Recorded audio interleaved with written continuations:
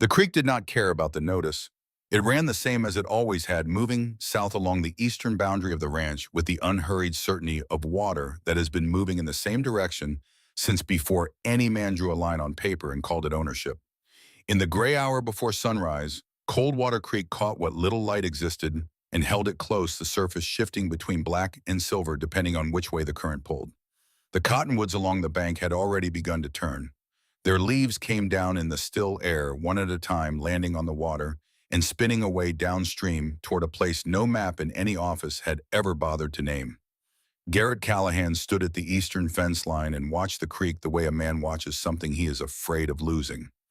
He was 32 years old, and he had been watching this particular stretch of water since he was old enough to walk out here on his own. His father had brought him here when he was 7, standing in the summer shallows in boots that were already too small, and told him that water was the difference between a ranch and a piece of dirt. His father had built this place from a single homestead, claimed 160 acres, that grew over 12 years to more than 300, and every acre that mattered was an acre that could reach Coldwater Creek. The cattle knew it. Come any morning in any season, the best grass grew closest to the water, and the herd drifted east without being driven, following a logic older than ranching itself. The notice had arrived 11 days ago. Garrett had read it standing at the kitchen table while Reed watched from the doorway, and Owen pretended to be occupied with his coffee. The language was precise and deliberately difficult, the kind of sentences that seemed to say everything while committing to nothing. Words like irregularity and preliminary assessment and subject to formal review. The essential message, stripped of its careful wrapping, was this: someone believed the eastern boundary of Coldwater Creek Ranch had been drawn in the wrong place when the land was first registered in 1866, and that someone intended to look at it again. He had read it 3 times before he folded it and put it in his shirt pocket. That was where it still was 11 days later, pressed flat against his chest in the cold Montana morning. He could feel the folded edge of it when he breathed. The mountains to the west still held their darkness. The sky above them had gone from black to a deep cold blue that would eventually become something warmer, though it had not gotten there yet. A single hawk moved in a slow circle over the far meadow, riding an air current that carried it without effort over the boundary of the ranch, over the creek, over the fence line Garrett was standing at, and then away south without acknowledging any of it. He pulled the notice from his pocket and unfolded it one more time, though he already knew what it said. The words did not change. They never changed. Preliminary assessment of survey irregularity. Eastern boundary subject to formal review. The eastern boundary was where the creek ran. He had written back to the Territorial Land Office 3 weeks ago. No response. He had asked around Bitterroot Junction about who might understand this kind of document. The school teacher had tried and given up. Agnes Birch at the post office had read it twice and said she could not make sense of the language. The man who kept the records at the hardware store had told him he needed a lawyer, and the nearest lawyer was in Helena, which was 2 days by horse and a fee Garrett did not have available without selling something he did not want to sell. What he had done instead, after too many evenings staring at the notice, was write a different kind of letter entirely. He had responded to an advertisement in the regional circular, something Reed had cut out and left on the kitchen table without comment, the way Reed sometimes communicated opinions he had not decided to voice yet. Seeking capable, educated woman for domestic partnership and correspondence management. Brothers Callahan. Coldwater Creek Ranch. Bitterroot Valley, Montana Territory. It was not the letter he wanted to write. It was the letter available to him. He folded the notice and put it back in his pocket. Somewhere behind him, inside the house, he heard the iron stove door open. Reed was making coffee. The day was starting, whether Garrett was ready for it or not, and there were cattle to check, and a fence section on the north pasture that needed 2 men and a woman arriving on the afternoon train from wherever Philadelphia was in relation to everything he had ever known. He took one more look at the creek, then he turned and walked back toward the house. The transit instrument was in the smaller of the 2 trunks. Clara Ashworth kept her left foot resting against it for the entire 3 days, on the train the way other passengers rested feet against carpet bags or traveling cases containing nothing more consequential than extra clothing. No one watching her would have known what was inside. The trunk was plain brown leather, worn at the corners, the brass fittings tarnished to the color of old pennies. It looked like the luggage of a practical woman traveling a long distance, which was exactly what it was. She was 22 years old and she had not slept more than 4 consecutive hours since leaving Philadelphia. The car she sat in smelled of coal smoke and the particular human closeness of people who had been traveling too long. Outside the window, the country had changed 3 times over since she boarded the compressed green of the Pennsylvania hills, the flat certainty of the Midwest plains that seemed to go on until the idea of ending became abstract, and now this, the beginning of something larger. Ridges of dark pine on either side of the rail cut in above them the first real mountains, their upper reaches already white with early season snow that the lower valleys had not seen yet. She had seen mountains before. Her father had taken her to the Rockies in Colorado when she was 15 on a survey job that lasted 6 weeks and taught her more about theodolite adjustment than anything a classroom had managed. But those mountains were summer mountains, green and accessible. These were something colder. They stood in the October light without apology. Clara reached down and pressed her hand flat against the top of the small trunk. The leather was cool. Through it she could feel nothing, of course, only the slight vibration of the rail car moving, but the gesture was not about feeling the instrument inside. It was about locating herself, confirming that the most important thing she carried was still where she had put it, her father's transit instrument, a Berger and Sons surveying transit purchased in 1859, serial number stamped into the base plate in numbers she had memorized before she was 10 years old. She could assemble it in the dark. She could level the bubble by touch alone. She had done both on more than one occasion in conditions that would have made a less practical person reconsider the profession. Her father had been Benjamin Ashworth. He had been a land surveyor for 20 years working contracts across 7 territories, most of them for the government and some of them for the railroads that were moving steadily through whatever the government had mapped. He had been meticulous, patient, and deeply inconvenient to anyone who wanted a number to say something other than what the measurement actually produced. He had been dead for 8 months. The official account was a riding accident. The road between Helena and the survey camp where he had been working was dark and rocky, and a horse could go wrong in the dark on a rocky road. It happened. People who worked in the territories understood that the land itself was the primary hazard, that the distances and the conditions and the simple indifference of the landscape to human schedules were enough to kill a careful person on a careless day. Clara had heard this explanation from 3 different men in 3 different offices, delivered with the practiced sympathy of people who needed her to accept it and move on. She had not accepted it. She had not moved on. What she had done was read every page of the 3 survey field journals her father left behind, study the records of the contracts he had been working in the months before he died, and arrive at a conclusion that no one in any official capacity was interested in hearing. The conclusion was this: her father had found something on the Bitterroot Valley survey contract, something that contradicted the maps that the Northern Pacific Railroad needed to be true, and he had documented what he found, and 6 weeks later he was dead on a road he knew well. She had tried to take this conclusion to 2 people in Philadelphia who had the standing to do something with it. Neither of them had been interested, and one of them had been actively hostile. And 8 days after her second meeting, a legal notice arrived at her address, claiming she had removed confidential survey documents from her father's professional files and falsified measurements on a federal contract. The notice bore the signature of a man named Aldous Pemberton, a junior partner at a firm that had represented Northern Pacific interests in 3 separate territory disputes over the past 4 years. She had 14 days before the notice became a formal complaint with the Federal Land Office. She spent 4 of those days getting her affairs in order, 2 of them identifying her options, and 1 of them answering the advertisement in the regional circular.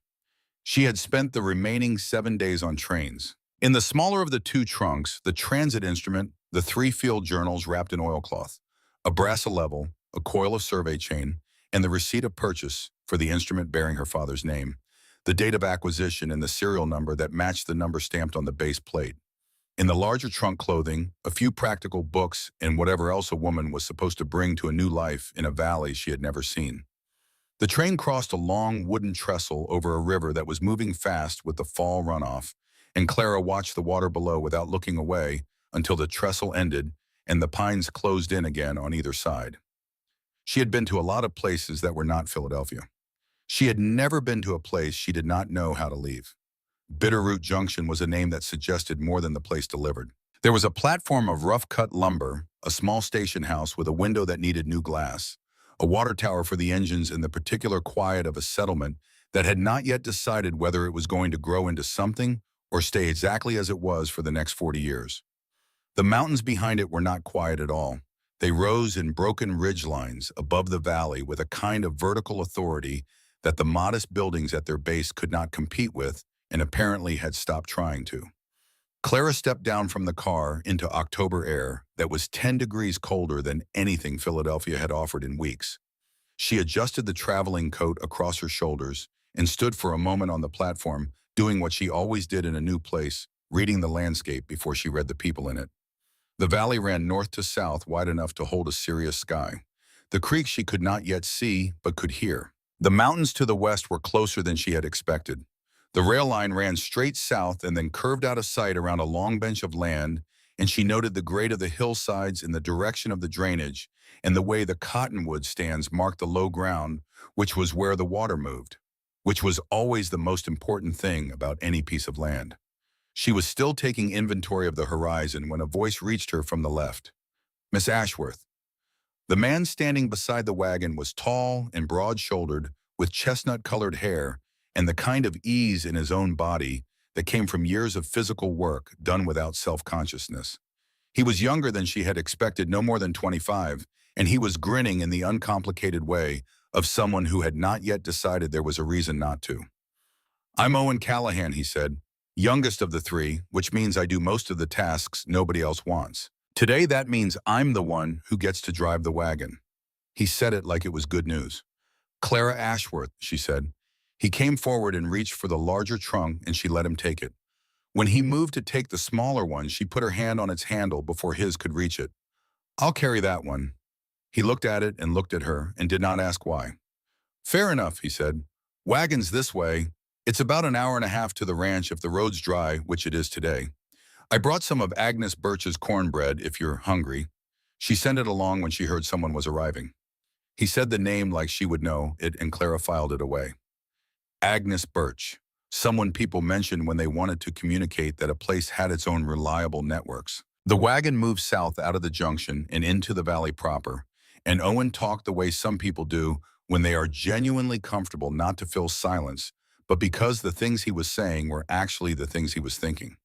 He told her about the creek, about the way the valley changed from October to November, and how November to February was a different country entirely that required a different relationship with time and temperature. He told her that cattle were in good shape this fall, better than last year, and that Garrett had made some decisions about the breeding stock 2 seasons ago that were showing results now.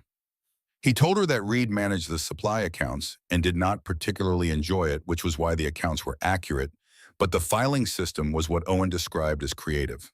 Clara listened and watched the road and the land on either side of it. The creek appeared to the east, running parallel to the road for a stretch before it curved away behind a line of willows. Even from the road, she could see how grass along its banks was different from the grass further out, greener and more substantial, holding moisture the drier ground did not have. A man who built a cattle operation needed to keep that grass. A man who lost the creek lost everything that made the grass grow. "The notice from the Territorial Land Office," she said. Owen did not look at her, but his hands on the reins shifted slightly. "Garrett mentioned that in the advertisement." "He didn't. Agnes Birch mentioned it when I stopped at the post office to confirm the directions. She said there was some land matter the ranch was dealing with." Owen was quiet for a moment. "He'll want to tell you himself about the specifics." "I understand." "He doesn't ask for help easily," Owen said. "That's not a warning, just information. He placed the advertisement because he needed to, and he went about it the same way he goes about everything, which is to do what the situation requires without making a production of it." Clara looked at the mountains. "What about the middle one, Reed?" Owen made a sound that was not quite a laugh. "Reed will have questions. Treat the questions as what they are, which is Reed caring about the outcome, and you'll be fine. If you take them as accusations, you'll spend a lot of energy being offended." The wagon crested a low hill, and the ranch appeared in the late afternoon light. Below them settled into a bend of the valley, like something that had always been there. The main house was 2 stories of dark-stained timber, solid in the way of buildings made by people who intended to still be there in 30 years. The barn was long and low, set back from the house at the angle that minimized wind exposure. The corrals ran in a series of connected rectangles to the south, and beyond them the pasture stretched east toward the creek where the cottonwoods and willows made a ragged green line against the early evening sky. Clara looked at the eastern boundary and the line of trees that marked the water. She looked at the slope of the land between the house and the creek, the way it fell away gently from west to east, and she thought about drainage and survey lines and the particular way the light was hitting the far bank. Then she looked at the house and at the two figures standing in front of it. Garrett Callahan was the taller one. She knew it before Owen told her, the same way she could identify north from a hillside before she took the compass out. Some things announce themselves through posture and proportion and the particular stillness of a person who was accustomed to being the fixed point around which other things moved. He stood with his arms at his sides and watched the wagon come down the hill, the way a man watches the weather, reading what was coming without committing yet to what he thought of it. Reed was to his left, leaning against the fence post with his arms crossed and his auburn hair catching the last angle of the afternoon sun. His expression was the kind that does not commit to anything yet either, but for different reasons. Where Garrett's stillness came from self-possession, Reed's came from deliberate reserve. He was withholding judgment, and he wanted whoever was coming to know that he was withholding it. Clara stepped down from the wagon with the small trunk in her hand before Owen had fully stopped the horses. She walked toward the brothers. "Miss Ashworth," Garrett said. His voice was low and even. "Mr. Callahan." "Garrett." "Garrett," she said. He looked at her for a moment with those amber-colored eyes that gave away nothing and everything simultaneously, the way a still pool gives away its depth only to someone willing to look past the surface reflection. Then he looked at the trunk in her hand, then back at her face. Reed unfolded his arms and extended a hand. "Reed Callahan, you had a long trip." "3 days," she said. "Come inside," Garrett said. "There's food." The kitchen was warm from the iron stove and smelled of something that had been cooking most of the afternoon, a beef stew that Garrett had apparently made because it was his week, and there were limited options when the pantry ran to what the pantry ran to. The table was large and plain, the kind of table that had been built to be used rather than admired. 4 chairs, a 5th chair against the wall that Owen pulled over without being asked. Clara set the small trunk down against the kitchen wall where she could see it from wherever she sat. The notice from the Territorial Land Office was on the table. It had been left there, she understood, either intentionally or because whoever had put it there last had simply not moved it. She did not reach for it immediately. She sat down in the chair she was offered and accepted the bowl of stew she was given and registered everything in the room without appearing to register any of it, which was a skill her father had developed in her over years of arriving at survey sites where the people who hired you wanted certain results and did not always appreciate the fact that the land did not share their preferences. She waited until the meal had settled into its own rhythm before she let her eyes rest on the notice. Then she reached across the table. "May I?" Garrett's eyes moved from her face to the notice and back. He nodded once. She read it the way she had been taught to read all documents. Start at the bottom, find the numbers, then read the words that surround the numbers, and only after that read the introduction that is meant to establish the tone before the facts. The tone was official and procedural.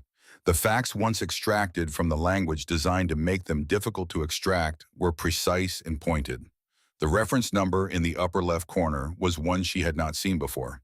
She made a note of it in the way she made most notes, which was to commit it to a particular location in memory she could retrieve later. She set the notice back on the table. "The eastern boundary," she said. "Yes," Garrett said. "The creek is on the eastern boundary." The creek is the eastern boundary. The survey that established the property line in 1866 ran the line along the western bank of Coldwater Creek. The creek and the bench of grass between the creek and the far fence are part of this ranch. And the notice says the original survey may have placed the line incorrectly. "That is what it appears to say," Reed said from across the table with the careful precision of someone who has been thinking about this exact sentence for some time. "Neither of us can be completely certain what it says, because neither of us studied the kind of law or land administration that would make this language something we could read with confidence." He was looking at her steadily when he said it. It was not unkind, but it was direct, and it was clearly meant to establish something they did not know what they needed to know, and they had brought someone here because of that gap, and he wanted to be sure she understood the nature of the gap before she told them she could fill it. I can read it, Clara said. Not just the language, the structure of the claim, what it requires to be answered, and what it implies about what the person who filed it is hoping you won't have. The kitchen was quiet for a moment. Owen was looking at his stew. Reed was still watching her. Garrett had not moved. The original purchase documents, she said, the ones from 1866. Do you have them? Yes, Garrett said. I need to see them. The originals, not copies. He stood up from the table and went to the back room and came back with a wooden box that had been used for a long time for purposes that had nothing to do with land documents. He lifted the lid and took out a folded paper that was thick with age and set it in front of her. She opened it carefully the way you open something that has been folded for 12 years and might not forgive being forced.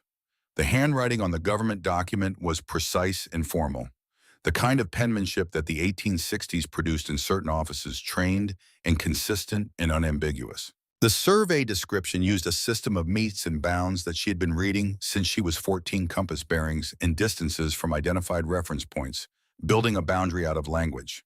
The way a fence is built out of posts and wire, one unit leading to the next in a closed loop that, when done correctly, brought you back exactly to where you started. She read the eastern boundary description twice. Then she looked at the notice again. Then she sat back in her chair. The reference point for the eastern boundary is listed in this document as the large granite outcrop at the north end of the property, bearing 112 degrees magnetic from the established corner marker distance, 430 feet. She kept her voice even and instructional, the way her father had taught her to present findings. The notice uses the same reference point, but describes the distance as 430 feet to a secondary stake, then 90 feet further west to the true boundary line. Reed leaned forward slightly. What does that mean in terms of the creek? It means that if the description in the notice is accepted as the correct survey, the eastern boundary of this ranch moves approximately 60 feet to the west. 60 feet west of the current line is well inland of the creek bank. She set both documents flat on the table. Cold Water Creek would sit outside the boundary of your property. Nobody said anything for a moment. The iron stove made a small settling sound. Outside, one of the horses moved in the corral. They want the water, Owen said. Someone wants the water, Clara said. The notice does not name who filed the original complaint that triggered the review. That is something I would need to look into. Reed sat back. His expression had not softened exactly, but something in it had shifted the way a door shifts when the latches moved without yet being opened. You came here in response to an advertisement for general correspondence and domestic assistance. I did. You appear to know something about survey documents. My father was a land surveyor for 20 years.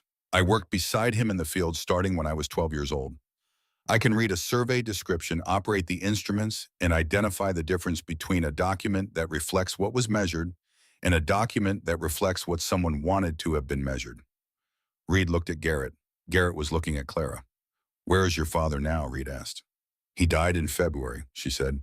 He was working a survey contract in Montana Territory. Something moved in Garrett's expression, then small and quickly contained the particular movement that appears in the face of a person who has lost someone and recognizes the specific weight of that sentence in another person's voice.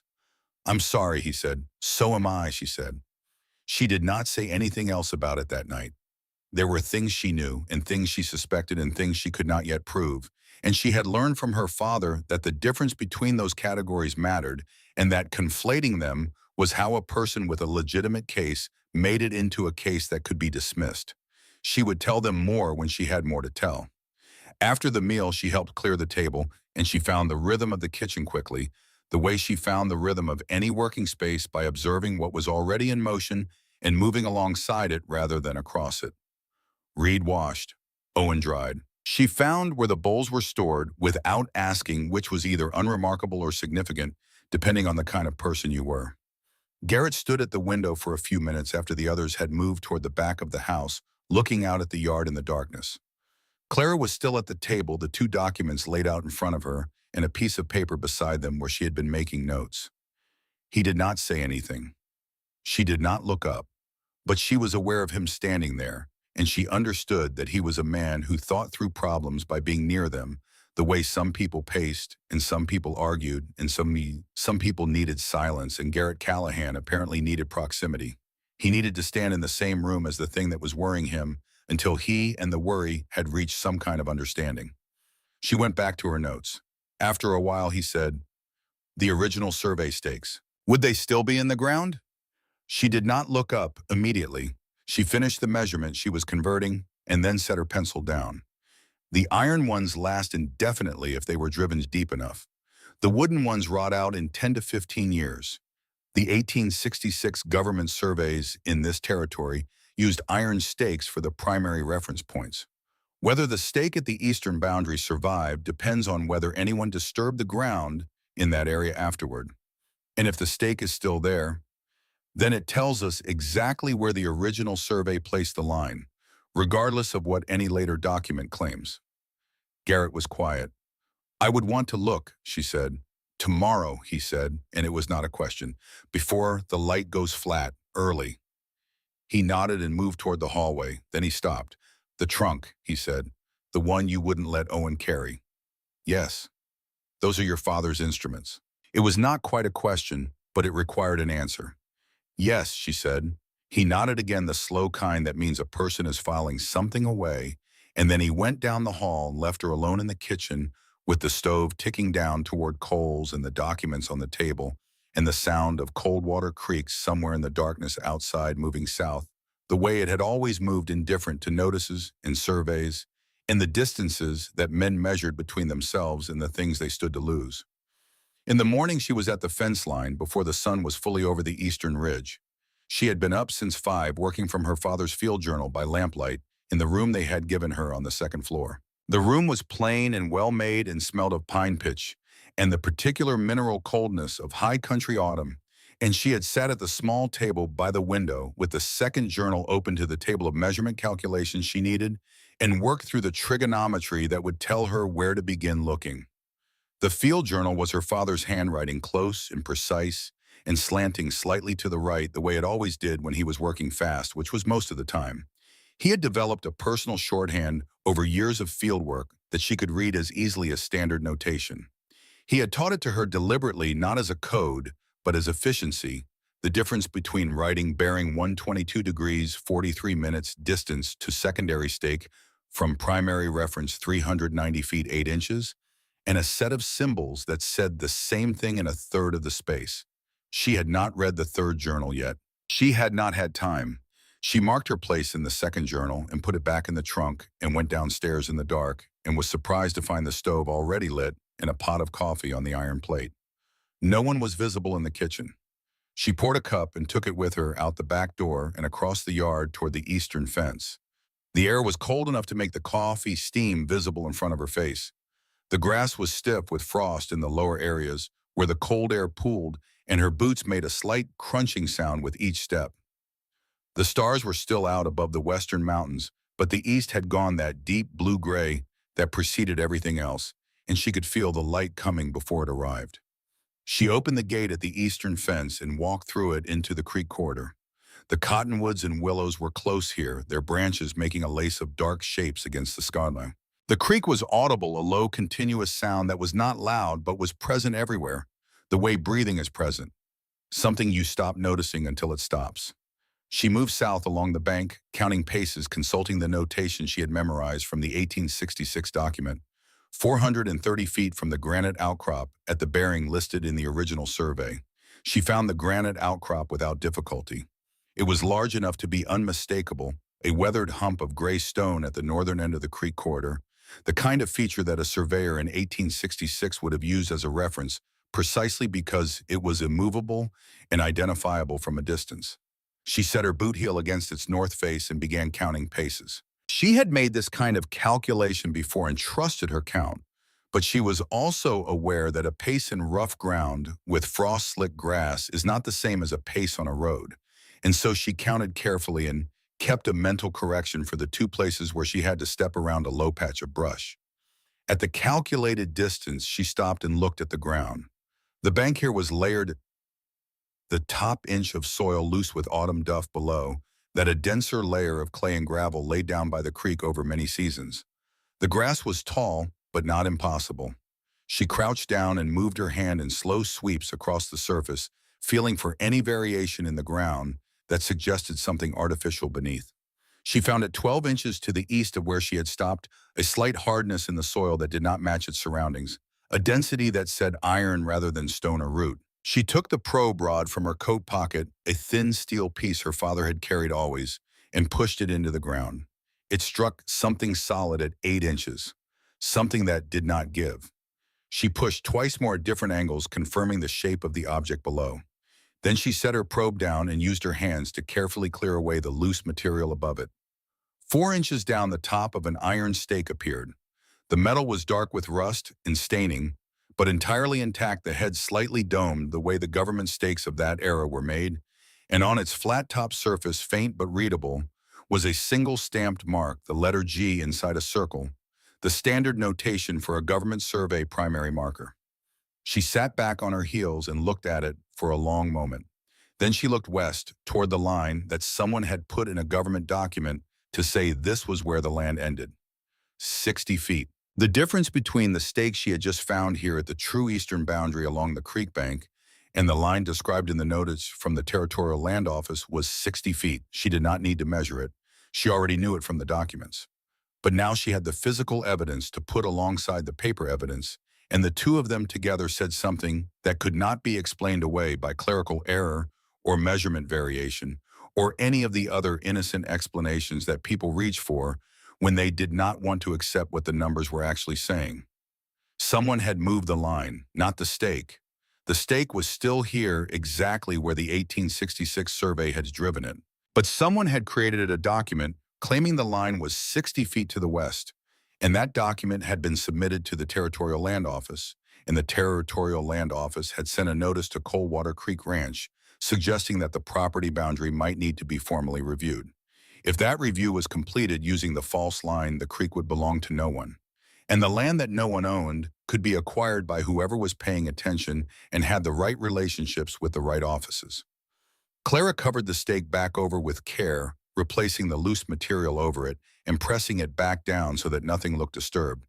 Then she stood up and looked east across the creek. The light was coming now, the sky above the eastern mountains shifting from blue-gray to something with color in it, the first long horizontal light of morning laying itself across the valley with the deliberate patience of a thing that had been doing this for a very long time and was in no hurry to stop.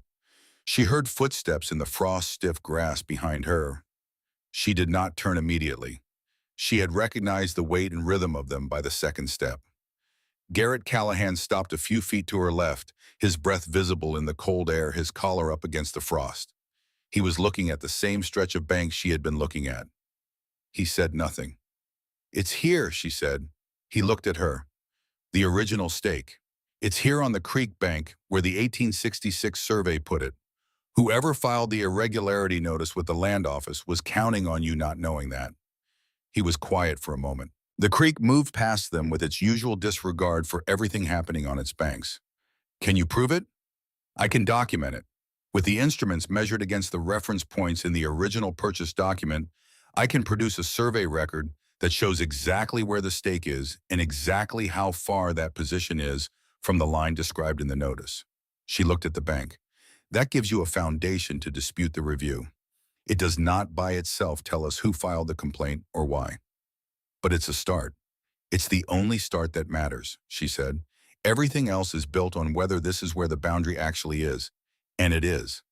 He looked at the spot where the stake was buried, and then he looked at the mountains, and then he looked at her, and in the growing light of that October morning, there was something in his expression that was not quite what she expected from a man who had been told his land might be saved. It was more cautious than relief, more measured than gratitude. The expression of someone who had learned not to put his weight on a thing until he had checked it twice. But he believed her. She could see that. He believed what she had found, not because she had told him to, but because she had gone out in the dark before the frost melted and done the work, and the work had produced a result, and a man like Garrett Callahan understood results in a way he could not always understand documents and notices and the careful language of people who wanted things from him. "The instruments," he said. "When can you start?" "I already started," she said. She turned and walked back toward the gate, and after a moment she heard him walking behind her, and between them and the house the frost was beginning to lift off the grass as the sun cleared the ridge, and the day began in earnest. and Coldwater Creek ran south behind them both, with the same indifferent certainty it had always run, not knowing what it had almost lost, not needing to know, moving south the way water moved because that was the direction the land required. Coldwater Creek, Part 2, What the Ground Remembers. The kitchen table had become a different kind of table. It had been, before Clara's arrival, a working surface in the way that all surfaces in a working ranch house become working surfaces, a place to set things down to eat quickly, to spread out whatever needed spreading before the next thing required attention. The men who used it had not thought of it as a place of consequence. It was furniture in the most basic sense, present and functional and unremarkable. Now it held documents. The 1866 purchase record lay to the left. The notice from the Territorial Land Office lay to the right.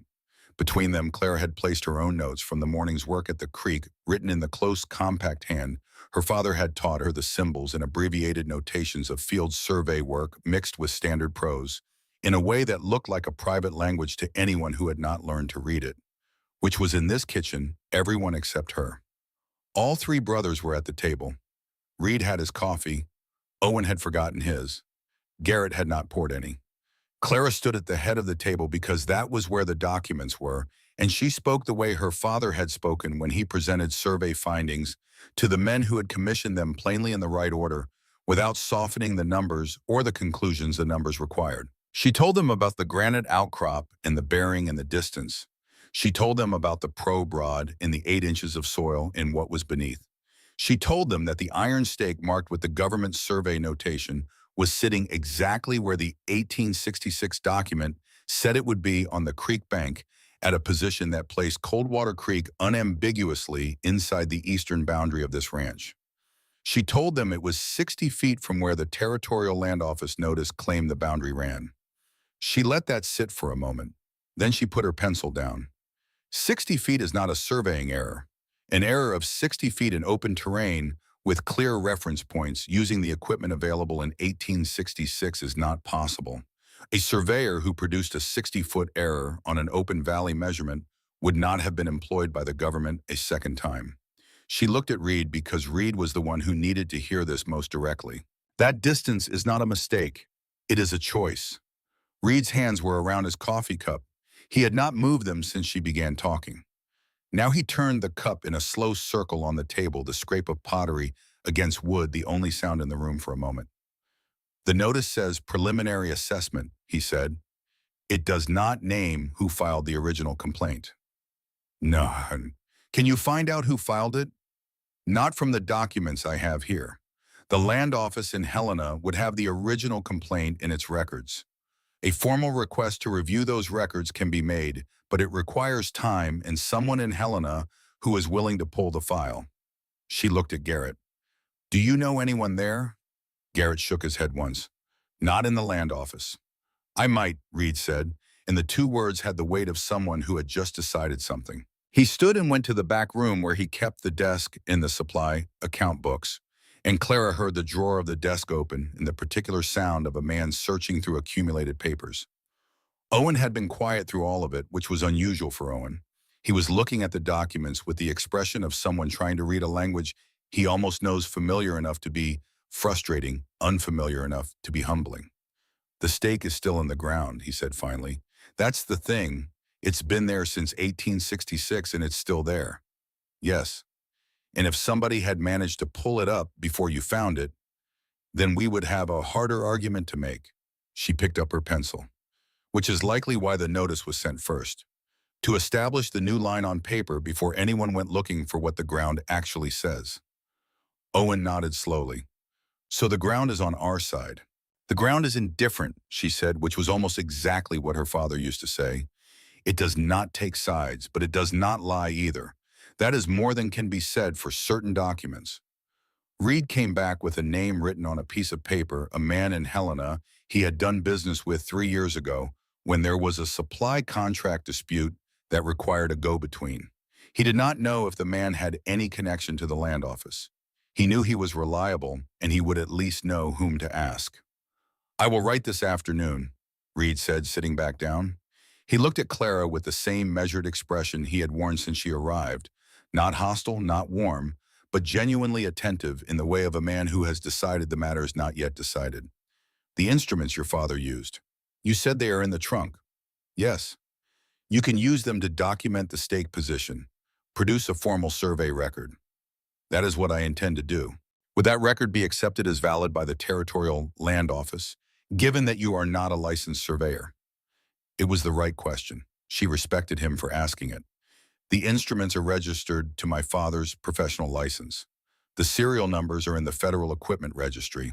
A survey record produced with those instruments inciting the original government reference points accompanied by the original 1866 purchase document showing the same reference points would be difficult to dismiss on procedural grounds.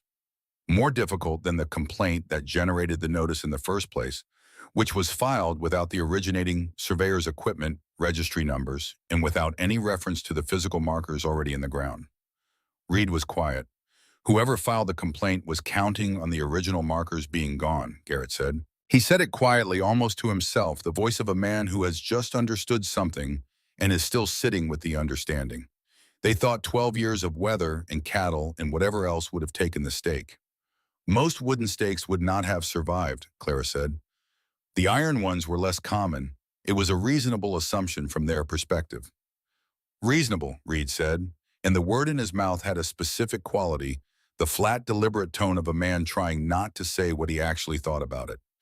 I will start the formal measurement this afternoon, Clara said. If the light holds. Garrett stood up. Owen will go with you. She did not argue. She understood it was not doubt in her competence, but something else. The instinct of a man who looked at a situation and identified the risks that were not yet visible. She picked up her notes and rolled them carefully and slid them into the case she had brought downstairs. As she turned towards the door, she stopped. The reference number from the notice, the one she had noted the previous evening and stored in the particular location in memory she used for numbers that needed cross-referencing. She had been sitting with it all morning like a stone in a boot present, and irritating not yet fully understood. She had seen that number before, not on a document in this house, on a page in her father's second field journal. She did not say this to the brothers, not yet. She needed to check the journal again before she said anything. But the morning's certainty about the stake shifted into something larger and more complicated, and she walked out of the kitchen into the cold October air and across the yard toward the eastern fence with that number running in the back of her thoughts, like a second calculation running alongside the first quiet and insistent and not yet finished. Warren Cole arrived on a Thursday 12 days after Clara had come down from the train platform at Bitterroot Junction. The morning had been ordinary in the way that mornings had been ordinary since the work on the creek boundary began.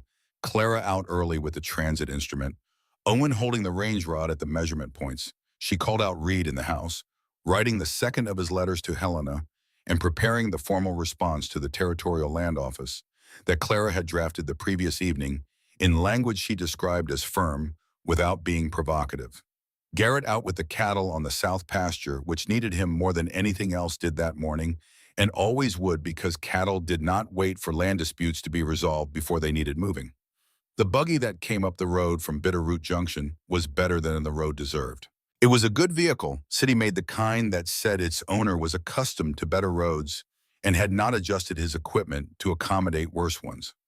The horse pulling it was a gray that had been bred and kept for appearance as much as function, and the man sitting in the seat wore a suit the color of dry sage that had been pressed that morning in whatever accommodation Bitterroot Junction had offered him. Owen saw it first and was quiet in a way that was not his natural state. Clara was at the transit instrument, sighting down the line to the range rod Owen should have been holding upright at the secondary measurement point. She looked away from the eyepiece and found him standing with the rod angled wrong watching the road. Owen, there's someone coming, he said. She straightened and looked. The buggy was 300 yards out and moving at a pace that suggested the occupant was in no particular hurry, which was the pace of a man who does not need to hurry because the situation is already arranged as he requires. Go inside and get Reed, she said. You know who that is? No, but you should have Reed out here. She did not go inside. She stood beside the transit instrument and watched the buggy come up the road and pull to a stop at the gate, and she watched the man step down and brush the road dust from his sleeves with the unhurried gesture of someone performing a ritual he performed often. He was tall, well-fed in his late 40s, with the kind of face that had learned to convey something that was not quite warmth but passed for it at a distance. He carried nothing in his hands. Men who came to take things rarely carried anything on arrival. Garrett appeared from the direction of the south pasture, walking with his long stride, having seen the buggy from across the field. He came through the gate and stopped in the yard and looked at the visitor with the neutral readiness of a man on his own land greeting someone whose business is not yet established. "Mr. Callahan." The voice was measured and pleasant and had been used to advantage many times before in situations roughly like this one. "My name is Warren Cole. I represent Northern Pacific Railroad's Land Acquisition Division for this territory. I was hoping you might have a few minutes." "What for?" Garrett said. Cole smiled the smile of a man who is never surprised by directness in working people. "A matter of mutual interest, I think. You'll have received a notice from the Territorial Land Office in recent weeks about a boundary review. I've been working with several ranchers in this valley on similar matters, and I've found that a conversation early in the process often saves everyone considerable difficulty down the line." Reed had come out of the house and stood at Garrett's left. Owen was behind them. Clara stayed where she was at the transit instrument, partially screened by the cottonwood at the fence corner, and watched. Cole was still talking. He was good at it, the kind of talk that moved in comfortable circles around its actual purpose, creating the impression of information being exchanged while committing to very little of it. He spoke about the railroad's interest in the valley, about the growth that was coming, whether anyone planned for it or not, about how the land office reviews were simply part of an administrative process that affected many ranches in the region and should not be taken as any kind of personal matter. Garrett listened without moving. Then Cole turned his head in the unhurried way of a man surveying the property he was discussing, and his eyes moved across the yard and the fence line and the equipment set up at the creek boundary. They stopped. Clara was aware of the stop before she understood what had caused it. She watched Cole's face from 40 feet away and saw the slight recalibration that a face makes when it encounters something unexpected, and the person wearing it is deciding how to respond. He had seen the transit instrument, or he had seen her, or both, and understood the relationship between them. He looked away again before she was certain of returning his attention to Garrett as smoothly as a man who has spent years not revealing when something has surprised him. But she had seen it. She stepped back slightly behind the cottonwood. Not quickly, not in a way that would read as evasion, just a measured step back as if she were repositioning to make a note. Her heart was moving faster than it should have been, and she registered that and set it aside the way her father had taught her to set aside the physical response to stress when the situation required a clear head. Cole did not look at her again during the conversation, which told her more than looking at her would have. The conversation ended with no agreement and no overt confrontation. Cole said he hoped to speak with Garrett again in more detail in the coming days. He said it in a tone that suggested the invitation was genuine, and the patience behind it was also genuine. The patience of someone who has learned that people come around on their own schedule when the alternative is made clear enough. He got back into the buggy. As it turned on the road and moved back south, Clara came out from behind the cottonwood and walked to where the three brothers stood watching it go. Reed looked at her. Garrett looked at her. Owen was still watching the road. "He recognized you," Reed said. "I believe so." "You know who he is." "Warren Cole. His name is in my father's second field journal. He was the railroad representative who met with my father in Helena last spring and asked him to sign the survey confirmation documents, the ones my father refused to sign." The silence had a different quality than earlier silences in this yard. This one was the silence of men who have just understood that the problem is not a clerical error in a distant office, but a specific person who has now seen their faces and assessed the distance between what he wants and what stands in his way. "He will come back," Garrett said. "Yes." "What does he think you have?" Clara looked at the transit instrument still standing at the creek boundary. "He thinks I have the same thing my father had. He is correct." Garrett looked south down the empty road for a moment. Then he looked at Owen. "I need you on the north fence this afternoon. Take Marcus." Owen nodded and went. Garrett looked at the transit instrument. "Finish the documentation today if you can." "I will." He went back toward the south pasture without another word. But there was something different in the set of his shoulders as he walked away, a tension that had not been there before Cole's arrival.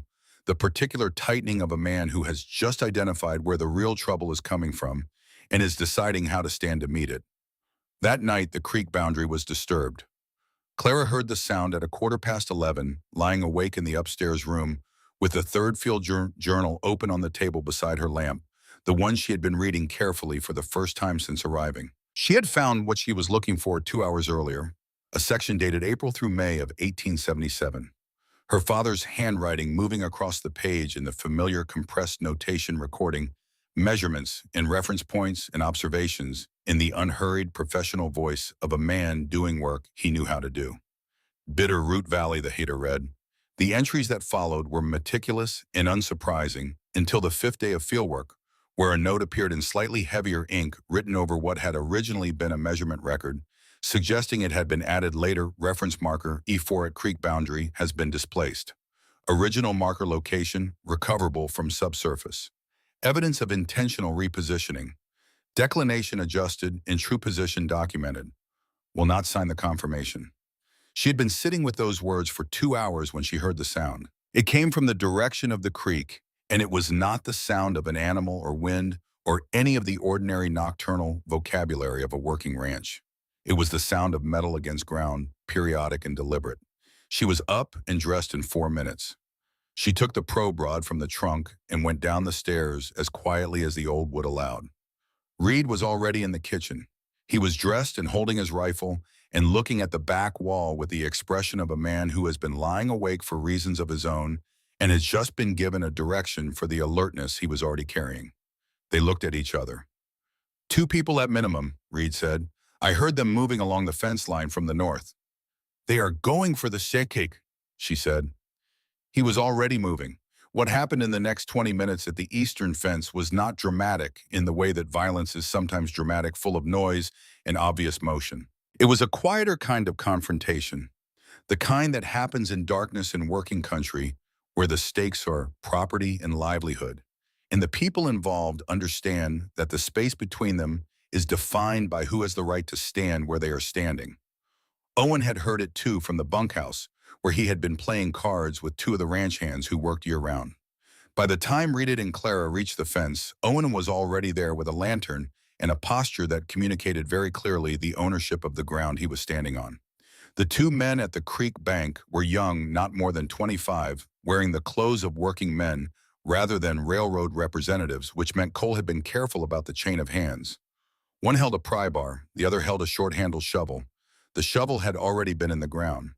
Reed lit the lantern and held it at chest height and did not say anything elaborate. He did not need to. The lantern, the rifle, and 3 people who belonged there facing 2 people who did not was a sentence that required no additional words. The men left without speaking.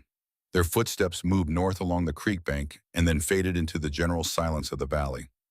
Owen crouched down and looked at the disturbed ground around the stake location. They had not reached the stake itself. The shovel had gone in twice at most, both times slightly east of the correct position, which meant they had known approximately where it was, but not precisely.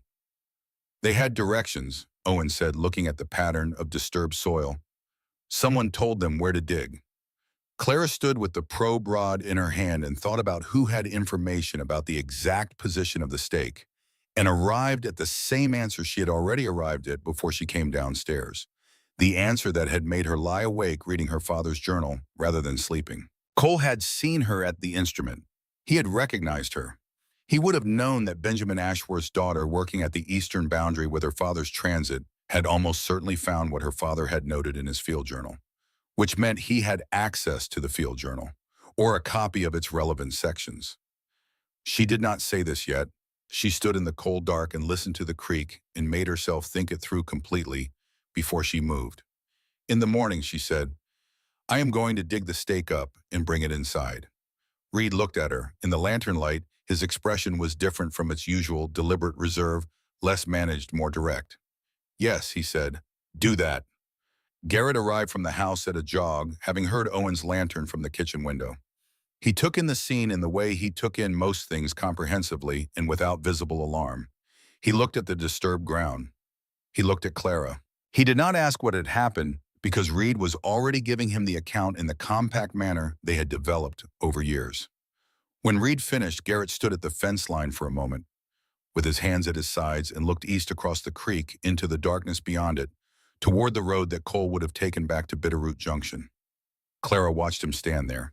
She was cold and she was tired, and she was also aware, in the way she was aware of most things, that the man standing 6 feet from her in the October dark was holding a very large amount of anger somewhere below the surface of the stillness he presented to the world, and that the stillness was not the absence of the anger, but the discipline of a person who has learned not to spend it until he knows where to spend it. He turned and walked back toward the house. The rest of the night was quiet.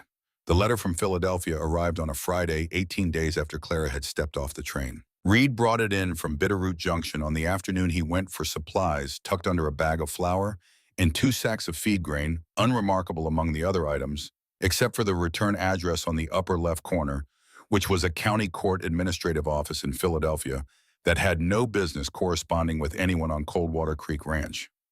He read it standing at the wagon before he went inside. He read it again at the kitchen table with his coffee going cold beside him. Clara was in the small room that had become her working space, the instruments on the table and the field journals open beside them, finishing the formal documentation of the creek boundary measurement that she had completed over the past 3 days.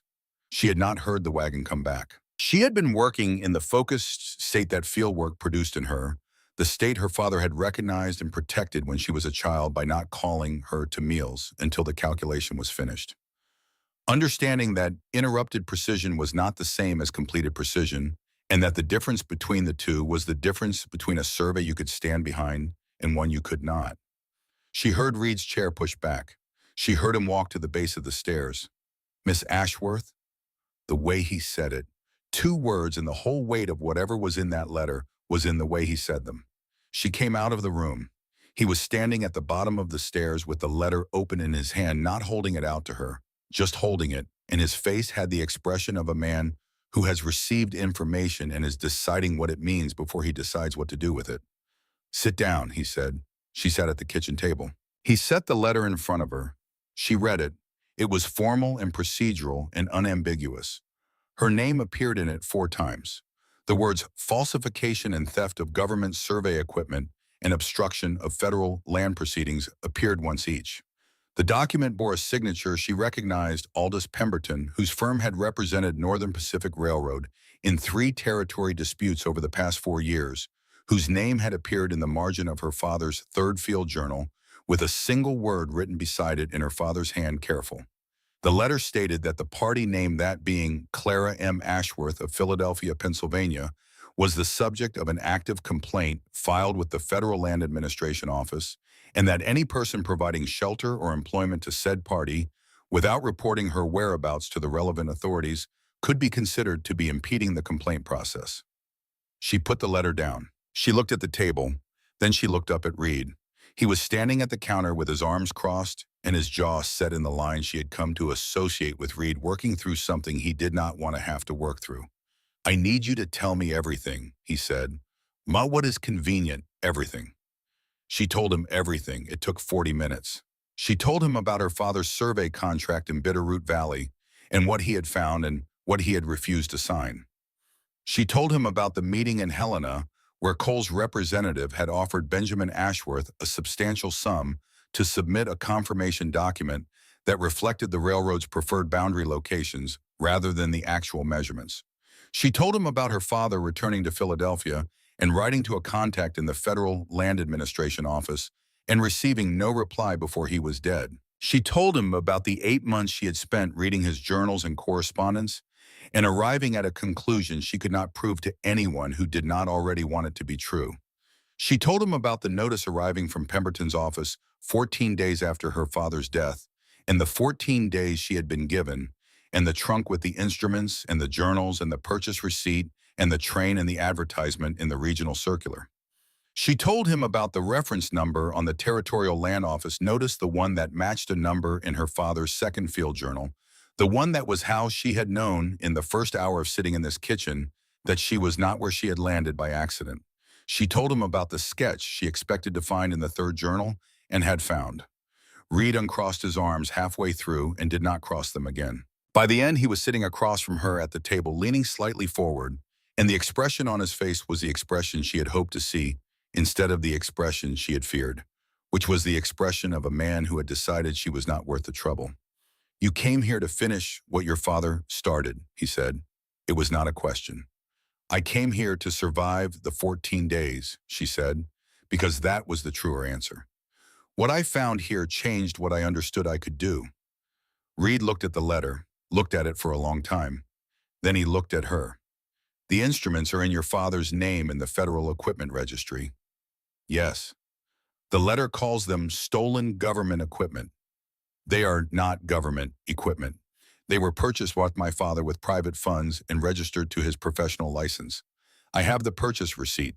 Pemberton's office knows this." The accusation is in the letter because it makes the letter more alarming to whoever receives it, not because it reflects the facts. Reed tapped the table once with the flat of his hand. Then he stood up and went to get Garrett. The conversation that followed the one that happened in the kitchen when all three brothers and Clara were at the table and the letter sat in the middle of it was the most important conversation Clara had been present for since leaving Philadelphia. Not because of what was said. Most of what needed to be said had been said between her and Reed in the 40 minutes before.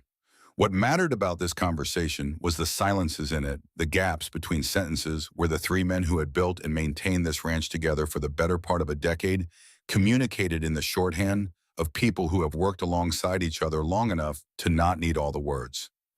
Reed laid out what she had told him, accurately and without editorializing, which told her something about Reed, that she had already suspected he was fair in proportion to how much he cared about the outcome, and he cared very much about the outcome of this.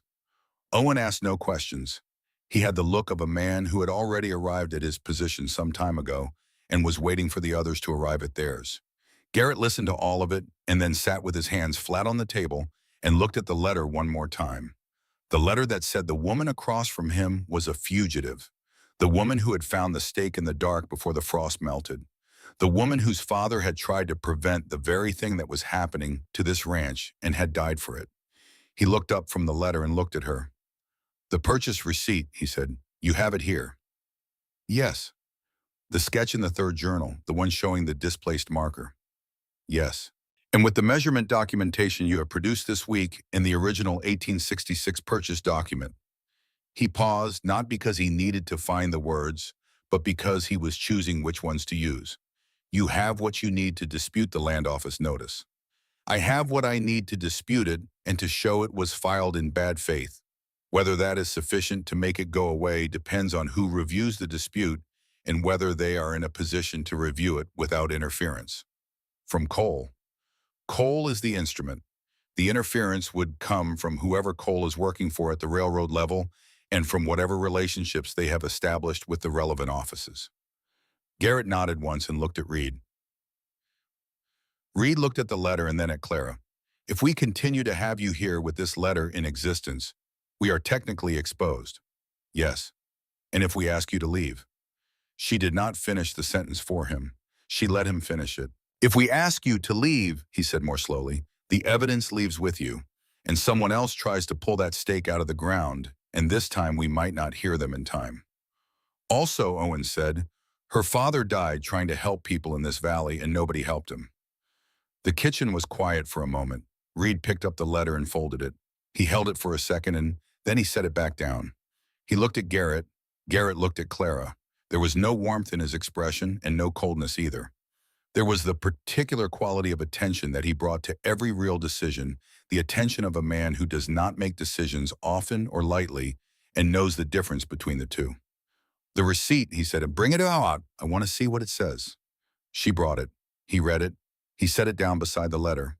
Then he did the thing that she had not expected. He picked up the Territorial Land Office notice, the one that had brought all of this into being, and he set it on top of the letter and the receipt together, the three documents, stacked in the order they had arrived, and he looked at the stack for a moment. "We document the stake position formally this week," he said. "We file the survey dispute with the land office before Cole can make another move. And we find out who in Helena can receive a complaint about a fraudulent survey filing and not pass it directly to the railroad." He looked at Reed. "Write to your man in Helena again. Ask him specifically." Reed nodded. Garrett looked at Owen. "Say nothing in town about any of this." Owen looked faintly offended. I know that. Garrett looked at Clara last. Whatever you need to complete the documentation, whatever the instruments require, whatever materials. Tell Reed. I need one more thing, she said. There's a man I want to visit. Walt Drew. He's been in this valley longer than anyone. If the 1866 survey stakes were placed and he was here, he may have seen them placed. An eyewitness account of where the markers were driven is worth more than my measurements alone. I know, Walt, Garrett said. I'll take you tomorrow. He stood up from the table. The decision had been made and stated and was now behind them, which was how Garrett Callahan handled decisions not as conclusions to be revisited, but as foundations to build from. As he moved toward the door, he paused. He did not turn back around, but he spoke toward the door, his voice lower than the table conversation. Your father knew this valley would matter to someone. He wrote it down. He kept it. A pause, the kind that meant the next words were being chosen carefully. That is not nothing. Then he went out and the door closed behind him with the small, deliberate sound of a man who does not slam things. The air in the kitchen settled. Reed picked up his coffee, found it cold, and set it back down. Owen looked at Clara across the table with the expression he had worn since she first stepped off the train, the expression of someone who had expected something and found it confirmed. I told Garrett on the day your letter arrived. He said that the advertisement was a good idea. He didn't think so at the time. What changed his mind? Owen looked at the door his brother had gone through. You went out before sunrise and found the stake without being asked to. He saw you coming back across the frost. A pause. Garrett trusts people who do the work before they've been told to. He doesn't trust much else. Cole came back as promised, though not in person. He sent a message through the Bitterroot Junction post office, addressed to Garrett Callahan, requesting a meeting at the junction to discuss a formal proposal from Northern Pacific Railroad regarding the eastern boundary matter. Agnes Birch held the message for one day before sending word to the ranch by the usual means, which was by mentioning it to a rider she knew was going that direction. Garrett went to the junction with Reed. He had considered going alone and decided against it not because he was uncertain of himself, but because two sets of ears produced a more complete account than one when the other party was the kind of man who said things that could be heard two ways. Cole had taken a room at the junction's only boarding house. He met them in the front parlor that the boarding house used as a common room, which gave the meeting the veneer of informality, while providing Cole with a table and chairs and a pitcher of water he had arranged to be there before they arrived. Clara had been right that he was good at the setup of things. The proposal itself was clear. Northern Pacific Railroad, through Warren Cole as its duly authorized representative, was prepared to offer Coldwater Creek Ranch a payment of $640 in exchange for a 25-year water access easement on Coldwater Creek. In practical terms, this meant the railroad would have the right to draw water from the creek at designated points for purposes related to the rail line and its operations. The ranch would retain nominal ownership of the creek corridor. The Territorial Land Office boundary review would be resolved in the ranch's favor as part of the arrangement. Cole delivered all of this pleasantly and clearly and without any indication that the arrangement was anything other than mutually beneficial. Garrett listened. Reed listened. When Cole finished, Garrett asked one question. The boundary review, if we sign the easement, how does it get resolved in our favor? Cole smiled the patient smile. The railroad has relationships with the land office. These administrative matters are often more flexible than they appear from the outside. A resolution favorable to the ranch simply requires the right conversation at the right level. The right conversation, Reed said. That is correct. Which you would be having. I would be facilitating, yes. Reed looked at the pitcher of water on the table. Then he looked at Cole, who filed the original survey complaint, the one that generated the notice in the first place. A brief pause, the kind that a good listener would have noticed and a casual one would have missed. These matters often originate from multiple directions. The administrative process, who filed it, Reed said again without inflection. Cole looked at him for a moment with an expression that was still pleasant but had acquired a slight density behind it the way water thickens when it cools. I would need to consult the relevant records, he said. I do not have that information with me. Garrett stood up. The meeting ended in the way that meetings end when one party has said what they came to say and the other has heard it and reached a conclusion that requires no further discussion.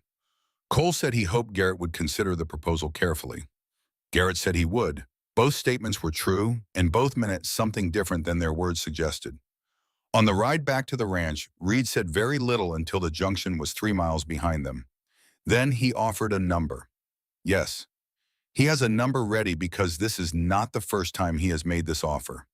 No. And the offer of a favorable resolution to the boundary review means he filed the complaint himself, or had it filed. The resolution is in his control because the complaint is in his control. That is what it means, Garrett said. They rode the rest of the way in silence, the October sky above them flat and gray, with the coming of the cold front that had been building from the northwest since morning. Walt Drew was older than his house and seemed comfortable with that fact. The house was a low structure built into the hillside on the south-facing slope that looked down the length of the valley, a position that caught the most sun and the least wind, and had probably been chosen in the 1850s by a man who understood what Montana winters required better than any written advice could convey. The house had been added to over the years in the pragmatic way of buildings that grow according to need rather than plan, each addition slightly different from the last in material and angle, giving the whole a quality of accumulated decision-making rather than design. Walt met them at the door before they knocked. He had seen them on the road for a quarter-mile. He was 67 years old and built in the way of men who have worked in rough country for most of their lives, not large but compact and fully present, with white hair and the eyes of someone who has been watching the same long view for 40 years and noticed things in it that periodic visitors never had time to see. He made coffee on the iron stove and set it on the table without asking if they wanted any. Then he sat across from Clara and looked at her with the unhurried attention of a man who does not get many visitors and therefore has not developed the social habit of making visitors feel unwelcome in order to shorten their stay. Clara asked him about the 1866 survey. She asked it directly without preamble, in the way she had learned that direct people responded to most readily by being treated as direct people. He remembered it. He remembered the two men who had come from the land office in the summer of 1866, with their instruments and their chain and their notebook, working east to west across the valley, setting the primary markers at the reference points first and then the boundary stakes from there. He had watched them work for 2 days on the valley floor before they moved to the higher country. He remembered the eastern boundary stakes for the Callahan homestead claim because he had been standing near the creek when they drove the iron one at the water's edge, and he had asked the lead surveyor why iron instead of wood, and the surveyor had said iron because the creek changed the ground in float season and the iron would hold where wood would not. The iron stake at the creek bank, Clara said. Still there. Walt's eyes moved from her face to some middle distance and back. I did not know that. I found it last week. He was quiet for a moment. Then he looked at Garrett. You have been receiving notices from the land office. Since August, Garrett said. You are not the only one. Hendricks to the south signed something last spring. I do not know exactly what. Bauer's widow signed something 2 years ago and sold 6 months later. Walt turned his coffee cup in a small circle on the table. There is a pattern to it. I have thought about the pattern. What pattern? Reed said. They begin with a notice about the survey. Then a man comes with an offer. Then the family signs something they may not fully understand. Then the water access changes. He looked at Clara. You are Benjamin Ashworth's daughter. The sentence arrived without warning and stopped the room. Clara looked at him. You knew my father? I did not know him. I saw him the spring of last year, April. He was working along the creek boundary with a transit instrument. Walt paused. A man came from the direction of the junction while he was working. The two of them spoke at the fence line for some time. It was not a comfortable conversation from what I could see at this distance. He looked at his hands. 3 days later, the surveyor was gone. I asked at the junction what had happened to him. Agnes Birch said she thought he had left. I did not think much of it at the time. Clara said nothing. The fire in the stove made a small sound. The valley light came through the window at the low autumn angle. I have something, Walt said. He stood and went to the shelf beside the window and reached behind a row of books to a narrow wooden box that had been sitting there long enough that it had a slight film of dust on the lid. He brought it to the table and set it down and opened it. Inside, folded twice, was a piece of paper that had clearly been carried and folded and unfolded several times before being placed in the box. He smoothed it on the table. It was a hand-drawn sketch. Not professional drafting, not surveying notation, but the kind of sketch a man makes when he is trying to record something quickly and accurately with whatever is available. Two parallel lines clearly representing the boundary with two marks on them. One mark labeled in cramped letters, current post. The other 60 feet to the east, labeled original marker, subsoil. Below the sketch, a note, do not use red line. Red line wrong. Below that, a date, April 14th, 1877. Below the date, an initial A. Clara placed her hand flat on the sketch and felt the table through the paper. Where did you find this? She said. On the road, Walt said. About a mile north of here, 2 days after the conversation I described. It was in the wheel rut. Someone had dropped it. I picked it up because the lines looked like a survey sketch and I thought it might matter to someone. He looked at it. I did not know who to give it to. It matters now, Reed said. Yes, Walt said. I can see that it does. Clara looked at the initial A. She looked at the date, April 14th, 1877, which was 12 days before her father had written the final entry in his third field journal, the one that said he would not sign the confirmation, which meant this sketch was from the period when he was still in the field, which meant it was her father's sketch dropped on the road when he left, or taken from him and dropped by whoever came next, or carried and lost in any of the ways that paper gets lost in rough country. She looked at it for a long time. Then she looked up at Walt. Would you be willing to describe what you saw to someone with the authority to receive it, not the land office? A federal marshal, if it comes to that. Walt looked at the sketch. Then he looked at the window and the long view of the valley outside it. He was quiet for a while. I am 67 years old, he said finally. I have been here since before this territory had a name on a government map. I watched good people lose good land because they did not understand what they were signing and nobody explained it to them. He paused. I should have done more of that explaining. Earlier. He looked at Clara. Yes, he said. I will say what I know. On the ride back to the ranch with the sketch in Clara's coat pocket wrapped in the oilcloth that had been protecting her father's journal since Philadelphia, Garrett rode mostly in silence, as he did most things. The cold front had arrived during the afternoon, and the sky was a uniform gray that turned the valley floor silver and made the mountains disappear into cloud above the tree line. At the gate to the ranch, he stopped his horse. Clara stopped beside him. Reed was a length behind. Garrett looked east toward the creek where the cottonwoods were bare enough now that the water was visible through them in the low gray light. Your father found the right thing, he said. He documented it. He refused to allow it to be buried. He was still looking at the creek. He did not get the chance to do anything with it. No, she said. You are doing something with it. We are doing something with it, she said. He turned his head and looked at her across the short distance between horses, and the gray light of the coal front was not flattering to anything and did not need to be, and there was nothing in his expression that required interpretation or softening or translation from one kind of language to another. It was simply what it was, direct and undefended, the expression of a man who has revised an understanding and does not find it necessary to explain how the revision occurred. Then he looked back at the creek. Tomorrow, he said, we need to start thinking about how to make sure the right person sees what we have before Cole makes another move. Fletcher Hare, she said, territorial marshal. My father's journal mentions him once. He is listed as someone my father considered contacting directly. He did not get the chance. Garrett was quiet for a moment. You think he is honest? I think my father thought he might be. My father was careful about who he thought that about. Garrett looked at the creek one more time, then he turned his horse toward the barn. Write the letter tonight, he said. Reed will look at it in the morning. She watched him ride toward the barn, the long, easy movement of a man on a horse he has known for years.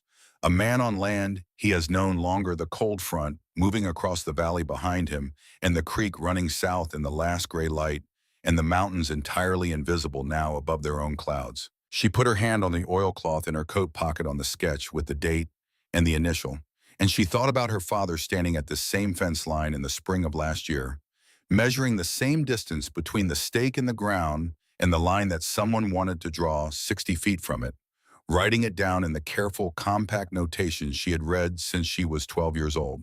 She had a long letter to write. She turned her horse and followed the Callahans in. The letter to Fletcher Hare went out on a Monday. Clara had written it the night Garrett told her to, sitting at the table in the small working room with the Third Field Journal open beside her and the sketch from Walt Drew's box flattened under a smooth stone at the corner of the paper to keep it from curling. She had written the letter 3 times before she had one she was satisfied with, not because the facts were difficult to arrange, but because the tone required precision of a different kind than measurement. She needed the letter to convey enough to compel attention without conveying so much that a man who did not know her would dismiss it as the complaint of someone with a personal interest in the outcome. She wrote it the way her father had written difficult correspondence, plainly in the right order, with the evidence listed before the conclusion, so that the conclusion appeared to arrive on its own. Reed read it in the morning and made 2 small changes to the opening paragraph, tightening a sentence that he said would read as anxious to someone who did not already believe her. She accepted both changes. They were correct. She sent it with the Tuesday rider, who went to Bitterroot Junction, and from there to the territorial postal system, which ran to Helena 3 times a week. Then she waited, and while she waited, she worked, because the waiting would be easier with something to do, and the work still needed doing regardless of what the marshal decided. The formal survey documentation was nearly complete. She had measured the boundary from the granite outcrop reference point using her father's transit and the chain recording every bearing and distance in the double-column format that federal survey records required, with the instrument serial number cited at the top of each page and the date of measurement in the margin. She had produced 3 copies, one for the Callahan land file, one to accompany the formal dispute letter to the Territorial Land Office that Reed was preparing, and one to keep in the small trunk with the instruments and the journals. The stake itself was out of the ground. She had dug it up the morning after the nighttime disturbance, while the frost was still on the grass and the sun was not yet above the eastern ridge. It had taken less time than expected, the soil around it loosened slightly by the failed attempt of Cole's men 2 nights before. She had pulled it free and carried it to the house and set it on the kitchen table. And the 3 brothers had looked at it in the morning light, this piece of iron that had been in the ground for 12 years, doing the work of knowing where the boundary was doing that work, regardless of whether anyone was looking or not. It was 14 inches long forged iron, the government marker stamp on the head plate still legible. It looked like what it was, a simple thing that told a simple truth, which was that the eastern boundary of this ranch ran along the creek bank and not 60 feet inland of it, and that this had always been true and would continue to be true as long as the document it corresponded to was in existence. Garrett had put it in the wooden box that had once held his father's surveying papers from 1866, which seemed to Clara like the right place for it, the old document and the physical evidence of the same truth keeping each other company. On the 8th day after the letter went out, Reed came back from the junction with the mail, and nothing in his expression to indicate what was in it, which was Reed's one, and set a folded paper on the working room table beside Clara's measurement notes. She opened it. Fletcher Hare, Territorial Marshal, Montana Territory. The handwriting was economical, and the sentences were short in the way of a man who wrote letters because the situation required them, rather than because he enjoyed the process. He would be at Coldwater Creek Ranch within the week. He had been aware of the name Warren Cole for some time. He asked that she retain all documents and physical evidence in their current state and not discuss the matter with anyone outside the household before his arrival. The last line he had read of Benjamin Ashworth. He was sorry for her loss. She folded the letter and put it in the trunk. With the journals, Fletcher Hare arrived on a Thursday afternoon alone on a road horse that had been ridden hard from Helena over 2 days and showed it without apology.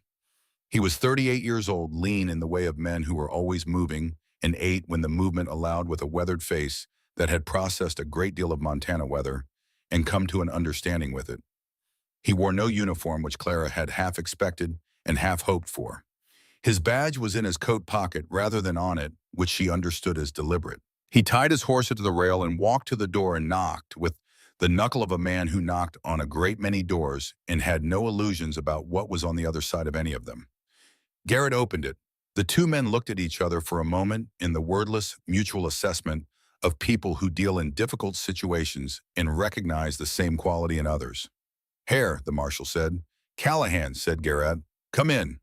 The kitchen held all four of them, Clara Garrett Reed and Hare, and the documents spread across the table, and the wooden box with the stake inside it, and the third field journal open to the April entries, and the sketch from Walt Drew's box. Clara had laid them out in the order that told the story most efficiently, which was not the order in which she had found them, but the order in which they supported each other. Hare sat down and did not say anything for 10 minutes while he read. He read everything, the purchase document, the notice, the measurement records, the field journal pages, the sketch. He read the way she imagined her father had read things, which was the way professionals read, not for pleasure or for confirmation, but for the information itself, attending to what was actually on the page, rather than what he expected to find. When he finished, he sat back in his chair. "The sketch," he said, "the initial A." "My father's initial," Clara said. "The handwriting matches his field journals. The date is consistent with the period he was working in this valley." "You cannot prove he drew it." "No, but the content is consistent with what he documented in the journals, which I can prove belong to him through the field registration numbers on every page header." Hare looked at Garrett. "The stake." Garrett reached for the wooden box and opened it and set it on the table. Hare looked at the stake for a moment. Then he looked at Clara's measurement documentation. Then he looked at the original 1866 purchase record. He did not pick any of them up again. He did not need to. "Warren Cole," he said. "Yes," Clara said. "I have been aware of Warren Cole for 6 months." Hare said, and the room became a different kind of quiet, the kind that happens when something you have been working toward, without knowing it, arrives in a form you did not expect. "I began looking at him in the spring, when a rancher named Hendricks in the south part of this valley came to me with a question about the easement document he had signed. He did not believe it said what he had been told it said. He was correct." Hare's voice had the flat quality of a man reporting facts he finds genuinely objectionable, but is not going to allow himself to be emotional about. "I have 4 easement documents from this valley, and 1 from a valley to the north, all signed within the past 3 years, all involving Northern Pacific Railroad interests, all following the same sequence. A land office notice citing survey irregularity, followed by a visit from Cole, followed by a document the rancher signed under the impression it was a temporary administrative resolution." 7, Clara said. "My father's notes mention 7 properties in the Bitterroot Valley and adjacent areas." Hare looked at her. 7. He was still compiling the record when he died. A pause. "The complaint against you from Philadelphia, the Pemberton office. I know who Pemberton represents." "Yes. His office has filed 3 similar complaints against other individuals who came close to this information over the past 2 years. None of the 3 were prosecuted. The complaints were sufficient to discourage further investigation without requiring any proceeding that might produce a record." He looked at the documents on the table. "You did not discourage." "No, you brought the instruments. They belonged to my father. I was not going to leave them." Hare looked at the stake in the wooden box. He was quiet for a moment in the way of a man who is making a decision he has largely already made and is finishing the last part of it. "I need a way to present this evidence that does not give Cole's contacts in the land office time to intervene before the record is established," he said. "In my experience, the most durable record is a public one made before witnesses who are not connected to either party and who can be called upon afterward to confirm what they saw." He looked at Garrett. "How many people in this valley would come to a gathering at this ranch on short notice if you asked them to?" Garrett looked at Reed. Reed looked at the ceiling for a moment. 30, maybe more if Owen rides out to the farther properties. "I need at least 20 who are not affiliated with the railroad in any capacity." 30 minimum, Owen said from the doorway, where he had been standing long enough that Clara suspected he had arrived there sometime during the conversation and simply not announced himself. Hare looked at him, then back at Garrett. 1 week. "We can do it in 5 days if we start tomorrow," Garrett said. Hare nodded once. "One more thing," he said. He reached into his coat and produced a folded paper and set it on the table beside the other documents. "I received this from the Federal Land Administration Office in Washington 2 weeks ago. It is a preliminary inquiry into the survey confirmation practices of Northern Pacific Railroad's Land Acquisition Division in territories west of the Missouri for the years 1874 through 1878. He tapped the paper. "Your father's name is in it. not as a subject, as a source. His report to the federal office, the one he sent before he died, arrived. It was not acted upon immediately. It is being acted upon now. Clara looked at the paper. She did not reach for it right away. She sat with what he had said and let it become fully real before she moved, because some things required that a moment of complete stillness before the response, the way a measurement required the bubble to settle before you read it. Her father's report had arrived. He had sent it, and it had arrived, and it was in a federal record, and whatever else had been done to erase what he had found, the sending of that letter had not been undone. She reached for the paper and read it. It was exactly what Hare had described, formal and bureaucratic, and requiring considerable reading between the lines to understand its implications. But the implications were clear enough to a person who knew the context. Benjamin Ashworth's survey report, filed in October 1877, had initiated a federal inquiry that was now in motion. She set the paper down. He knew it would take time, she said. He wrote in the third journal that the federal process was slow, but the federal record was durable. He sent the report because he wanted the record to exist even if he could not pursue it himself. Hare was watching her with the attention of someone who recognized what she was holding and was not going to diminish it by speaking too quickly. He was right, the marshal said. The record exists. What we are going to do next week is give it something to attach to. The 5 days of preparation that followed were the busiest Clara had experienced since leaving Philadelphia, but the busyness had a different quality than the frantic motion of the 14 days before her departure. That had been the movement of a person running from something. This was the movement of a person building towards something, and the difference in the quality of the effort was as distinct as the difference between the measurement you take in the dark and the measurement you take in full light. Owen rode out the morning after Hare arrived and covered 12 miles in each direction, stopping at every working ranch and homestead he could reach in a day, speaking to each family directly rather than sending a message through an intermediary. He did not explain everything. He said that Garrett Callahan was asking for their presence at the eastern boundary of Coldwater Creek Ranch in 5 days, that there was a matter concerning the land office survey reviews that affected more than one family in the valley, and that Fletcher Hare of the Territorial Marshal's office would be present. The combination of Garrett's name and the marshal's name was sufficient. 23 people confirmed they would come. Owen thought there would be more. Hare spent 3 of the 5 days in the valley visiting the families who had already signed easements. He went without announcing himself to Cole, which was possible because Cole had returned to Helena after the meeting with Garrett, apparently confident that the proposal had done what proposals usually did, which was to sit with the recipient until the weight of the situation made it preferable to accept. What Hare found in the easement visits was consistent with what Clara had suspected, and worse than what she had hoped. Not one of the 5 families he spoke with had understood what they were signing in the way that a person needs to understand a legal document before signing it, which is to say, not in its pleasant summary version, but in its operational specifics.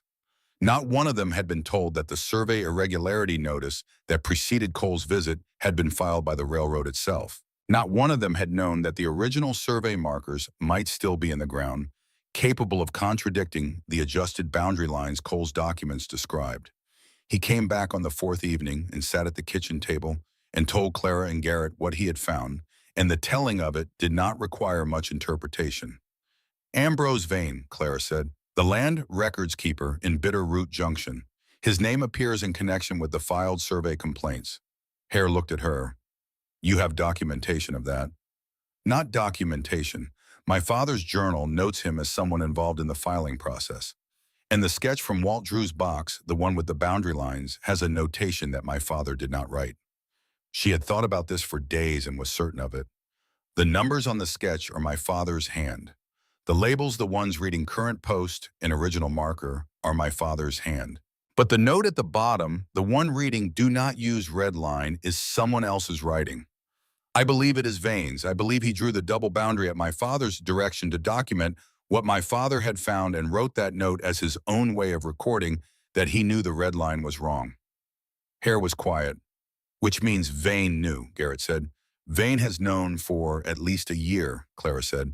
Possibly longer. He filed the survey complaints because Cole told him to, and he was being paid to, but the sketch suggests he was also documenting the truth alongside the lie, the way a man does when he is not entirely at peace with what he's doing. A man who is not at peace, Reed said from across the table, can be reached. Hare looked at him. Walt Drew has had the sketch for a year and said nothing. Walt had no one to give it to, Clara said. Vane is different. Vane is the man who can explain from the inside how the filing process worked and who directed it. His account connects Cole to the specific documents. Without it, we have physical evidence and historical record in a clear pattern. With it, we have the mechanism. Walt will need to speak about the sketch and where he found it, Hare said. Are you certain he will? He said yes, Garrett said. Walt Drew does not say yes to things he is not going to do. And Vane. Vane I am not certain of, Clara said, but I believe he will be there on the day. Whether he speaks is his decision to make. Hare spent the 5th day doing something Clara was not entirely privy to, riding into Bitterroot Junction in the morning and returning in the late afternoon with the expression of a man who has had a conversation he will not be repeating in detail, but whose outcome he finds acceptable. He said only that Vane would be present at the gathering and that Vane was aware of what was expected of him. He said it without elaboration, and Clara did not ask for any. She spent the 5th day completing the final copy of the survey documentation and placing it in a packet with a cover sheet that listed the documents in order and described each one's relevance to the disputed boundary question. The cover sheet was the kind of writing she was good at, precise and navigable, built so that a person reading it could find the specific document they needed without having to read everything first. She finished in the early evening and sat for a while in the working room with the instruments around her, the transit and the level, the theme and the chain, the probe rod, the wooden box with the stake inside it. The room smelled of metal and old paper and the particular mineral smell of October that had been coming through the window for weeks. She opened the 3rd field journal to the last entry. Her father's handwriting in the shorthand she could read as easily as her own. The entry was dated the day before he left the valley. It was short the way his entries always were when he was satisfied with a piece of work and ready to move to the next thing, all documentation complete. Reference points established and recorded. Will not sign the confirmation. The ground says what the ground says. She closed the journal. Then she put it in the trunk with the others and closed the trunk and went downstairs to help with dinner. The morning of the gathering was clear. The cold front that had been moving through the valley for 2 weeks had passed overnight, leaving behind it the hard, bright clarity that came with the first real cold of late October, the air sharp enough to make the mountains visible from foothills to summit for the first time in days. The creek ran silver in the low morning light. The cottonwoods along the bank were bare now, and through their empty branches the water was visible, the full length of the eastern boundary, moving south with the same indifferent purpose it always moved. 31 people came. They came by wagon and by horse, and 2 families came in a cart that had seen better decades and was apparently still serviceable enough for the occasion. They came from ranches Clara had not visited, and some she had families who had worked in this valley for as long as the valley had been ranched, and a few who had come more recently and were still learning what it meant to have their livelihood dependent on a piece of land in a place where the weather had opinions. Cole came too. He arrived in the same good buggy with the same city horse, and he brought with him a man who was identified to no one, but whom Hare recognized and noted with a slight compression of his jaw that told Clara the man was known to him, and his presence was not unexpected, and was being accommodated in the marshal's understanding of how the morning would proceed. Clara did not look at Cole when he arrived. She was at the transit instrument set up at the northern reference point, making the final preparations with the focused attention of someone doing work they know how to do. Owen was at the measurement chain. Reed was standing at the fence gate with the packet of documents in his hand. Garrett was at the eastern boundary near the creek, standing in the position he had been standing in when she first saw him from the road 11 weeks ago, which was the position he occupied when he needed to be near the thing that mattered. Hare stood to one side in his working coat, with his badge on his lapel today visible and deliberate, a signal to everyone present about the nature of the gathering. Walt Drew was in the crowd near the back, wearing a coat that was heavier than the weather required and holding his hat in his hands. He had arrived before most of the others. When Clara had walked past him on her way to the instrument, he had nodded once, the nod of a man who has made a decision and arrived at the place the decision required him to be. Vane was there, near the far edge of the group, in the position of a man who has come because he told someone he would come and is honoring that commitment while occupying as little space as possible. He looked at the ground more than he looked at the people around him. Clara did not look at Cole. She did not look at Vane. She looked at the land. Hare stepped forward when the gathered people had settled into the rough semicircle that formed naturally around the eastern fence line. My name is Fletcher Hare. I am the territorial marshal for this district. I am here today because Coldwater Creek Ranch received a notice from the Territorial Land Office in August, claiming a survey irregularity in the eastern boundary established in 1866. This ranch is not the only property in this valley to have received such a notice. I want the people assembled here to see what the eastern boundary of this ranch actually looks like when you measure it against the original record. He looked at Clara. She did not make a speech. She had never made a speech and did not intend to begin. She did what she knew how to do, which was measure, and she did it in front of 31 people, the way she had done it alone on the frost-stiff ground of an October morning, 6 weeks earlier, carefully, and in the right order. She measured from the granite outcrop, calling the bearing aloud so that Owen could confirm it with the hand compass, and the people watching could hear the numbers. She moved along the boundary, placing stakes at the documented positions, calling each measurement as she took it. It took longer than a private survey would have taken because she was working for an audience and the audience needed to understand what each step meant.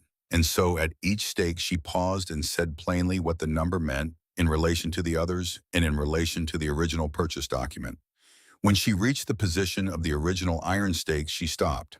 She turned to face the gathered people and she said, "The 1866 survey placed the eastern boundary of this property here on the creek bank where I am standing. This is where the original iron marker was found in the ground, exactly where the 1866 measurement record placed it." She paused. The Territorial Land Office notice claimed the boundary should run approximately 60 feet west of this position.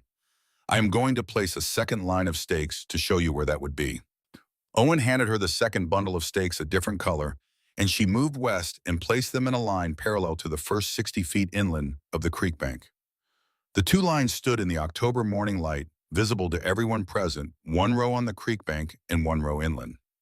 No one needed the next sentence explained. Every person there who had ever watched where cattle went into dry weather, and why every person who had ever understood that grass without water was not the same thing as grass with water, looked at the two rows of stakes and understood immediately what 60 feet meant in a valley where a creek was the difference between a working ranch and a piece of land that worked against you. A man toward the front of the group, 60 years old and thick-shouldered, with the look of someone who had been doing physical work since before he had a choice about it, said, "That second row puts the creek outside the boundary." "Yes," Clara said. "That is what the land office notice claims is the correct line." "Yes." He looked at the stakes. He looked at the creek. He did not say anything else, but his expression said several things in sequence, and the sequence ended with a look at Warren Cole that had the quality of long patience reaching its conclusion. Cole stepped forward. He was still composed. She had to acknowledge that about him, the composure held through things that would have broken a less practiced man's surface. He said what he had probably said, in some version, many times before in situations that had proceeded the way this one was not proceeding, that the survey documentation being presented had not been validated by a licensed surveyor, that the instruments were the property of a subject of an active federal complaint, that the gathering itself was not a legally constituted proceeding, and his findings would have no standing. He said it clearly and pleasantly and without raising his voice. Hare let him finish. Then Hare reached into his coat and produced a document and held it at his side. The instruments used in this measurement are registered to the professional license of Benjamin Ashworth, Land Surveyor License Number, confirmed by the Federal Equipment Registry as of 2 weeks ago. The serial numbers on the instruments match the registration.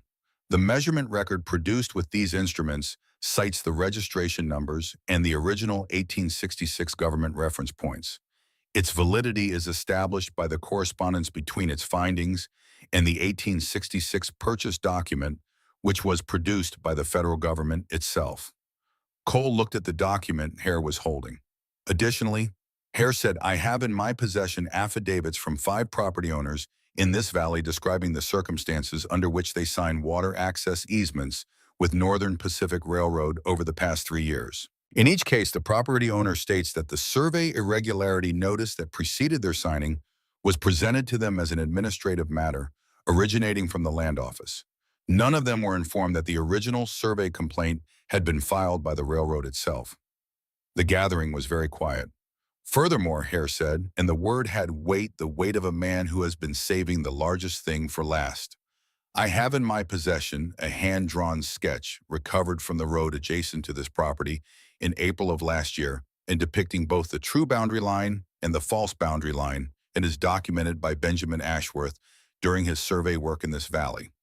The sketch bears a notation in a handwriting that has been identified by an additional witness as belonging to the person who prepared the adjusted boundary descriptions that were filed with the Territorial Land Office. He looked at the edge of the group where Vane was standing. Everyone looked at the edge of the group where Vane was standing. Vane looked at the ground for a longer moment. He was a man in his early 50s, gray-haired, carrying the particular physical weight of someone who had been sitting with something heavy for years. He turned the hat in his hands a slow rotation once around. Then he looked up.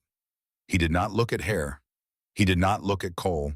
He looked at the two rows of stakes, the true boundary and the false one, standing in the cold October light, with Coldwater Creek visible through the bare cottonwoods behind the true row. When he spoke, his voice was even with the evenness of a man who has decided that the thing he is going to say is more important than how comfortable it is to say it. I prepared the adjusted boundary descriptions, he said, for 7 properties in this valley in the adjacent territory. I filed them with the Territorial Land Office under my authority as the land records keeper for Bitter Root Junction. I was directed to do so by Warren Cole, and I was paid for each filing. He paused. The original survey markers for 6 of the 7 properties are still in the ground. I know their locations. I will provide them to the marshal. The silence after that was the silence of 31 people absorbing a thing they had suspected and now had confirmed. Cole did not move. His face had not changed into anything recognizable. He was still wearing the expression that had been designed for rooms like this one, the composed surface of a man whose relationships and arrangements had always resolved situations before they reached the point of public accounting. The expression did not know yet that it was no longer functioning. Hare moved toward Cole with the specific, unhurried movement of a man who has made an arrest before and understands that the moment requires more deliberation than speed. Cole looked at Hare, then he looked at Clara. She met his eyes without moving. She was standing at the creek bank between the true row of stakes and the water on the ground where the original iron marker had been for 12 years. And she stood there the way the marker had stood there, without apology and without ceremony, in the place the measurement required. Cole looked away first. It was the first time since arriving in Bitterroot Valley that he had looked away first, and she noted it as she noted most things accurately and without sentiment, and then she turned her attention to the morning and the creek and the work that still remained. The arrest was not dramatic. Hare had brought a deputy, the man who had arrived with Cole, and whom Hare had recognized, who turned out to be not Cole's associate, but Hare's own man, placed where he was useful. Cole went with them without physical resistance, which surprised no one who understood what kind of man he was. He would have resources and lawyers and the relationships built over years of operating in territorial land transactions, and he would use them, and some of them would work and some would not, and that was a matter for courts and federal offices in the months ahead. What mattered this morning was that he was going to Helena in the custody of the territorial marshal's office, and the evidence he had not been able to suppress was now part of a public record. Vane went to Hare voluntarily and was taken as well, though with different terms attached, the terms of a man who has agreed to provide information in exchange for some measure of consideration in what followed. Clara did not know the specifics of those terms and did not need to. The gathering dispersed in the way that practical people in working country disperse from events gradually, and with conversation, people stopping to speak to their neighbors, families who had not seen each other in weeks, finding a few minutes in the aftermath to exchange the ordinary news of their lives while the extraordinary news settled into the ground around them. Some of them stopped to speak to Garrett. Several stopped to speak with the families who had signed easements, with the particular kindness of people who understood that being deceived was not the same as being at fault.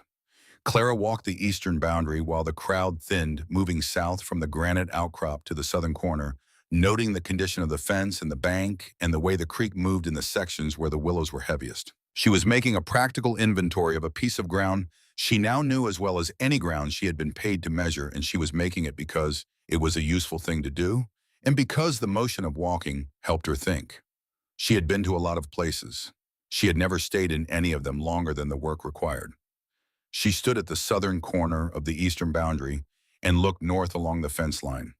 The creek beside it, the cottonwoods bare above the silver water, the mountains above the valley finally clear of their cloud cover and entirely visible in the October light, white at their summits and dark with timber on their lower slopes, and at their bases the valley floor still holding the last of its autumn color before the real cold came.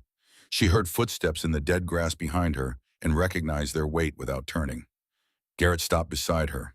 They stood at the corner of the eastern boundary of his father's ranch, and the creek ran past them, and the mountains stood above everything else, and neither of them said anything for a while because the situation had said most of what needed to be said, and some of the rest did not require words.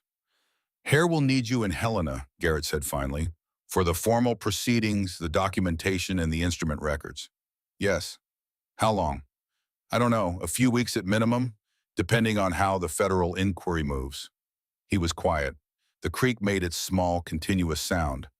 "And after," he said, "it was constructed as a statement, but it was a question, the kind of question that a man who does not ask things easily asks in the form that requires the least from the other person, if the answer is not what he is hoping for." She looked north along the fence line at the 2 rows of stakes still standing in the morning light, the true line and the false one. In a few days, the false stakes would come out, and only the true ones would remain, and after that they would pull those two and replace them with proper corner markers, permanent iron, like the one her father had found still holding in the ground after 12 years. "The northern boundary needs to be formally documented," she said. "The measurements in the 1866 record are sufficient for the current dispute, but a complete and current survey record for all 4 boundaries would be more useful for any future challenge. And the western boundary runs into the higher country, which will require additional measurements when the snow allows." She could hear rather than see the change that moved through him when she said it, the slight shift in the quality of his stillness, the exhale that was quieter than a sound but present. "That could take through the spring," he said. "At minimum," she said, "if the instruments cooperate and the weather does." He looked north along the fence. Then he looked at the creek. Then he looked at her, and the October light was the kind that showed everything clearly and required nothing to be softened, and his expression in that light had the quality she had come to recognize over 11 weeks of working beside him, the expression of a man who has checked a thing twice and found it sound and is prepared to put his weight on it. "The spare room is yours as long as the work takes," he said. It was not a declaration. It was not a promise of anything beyond what it said, because Garrett Callahan did not make promises he could not see the practical path to keeping. But it was offered in the tone of a man who was already in his own way beginning to see the path. "Thank you," she said. They stood together at the southern corner of the eastern boundary for a moment more, the creek running south between them and the country it ran through, and then they turned north and walked back along the fence line toward the house where Reed was building the afternoon fire, and Owen was doing the thing Owen always did when something important had resolved, which was talk about it with anyone who would listen. 3 weeks later, Clara was in Helena. The federal proceedings required exactly what Hare had said they would require: the instruments, the documentation, the field journals, and the person who could explain all 3 to men in federal offices who understood land law well enough to ask the right questions. She answered the questions with the same patience and precision she had applied to the measurements themselves, which was the patience and precision of a person who has been trained to understand that the work is not finished until the record is complete. The Philadelphia complaint was addressed on the second day of the proceedings as a preliminary matter before the main inquiry was established. The federal officer who reviewed it compared the complaint to the evidence record that Clara had brought and the registration documents for the instruments and reached the conclusion she had expected him to reach, which was that the complaint as filed was not supportable by the available evidence and would not be carried forward. He said it in the dry language of administrative resolution.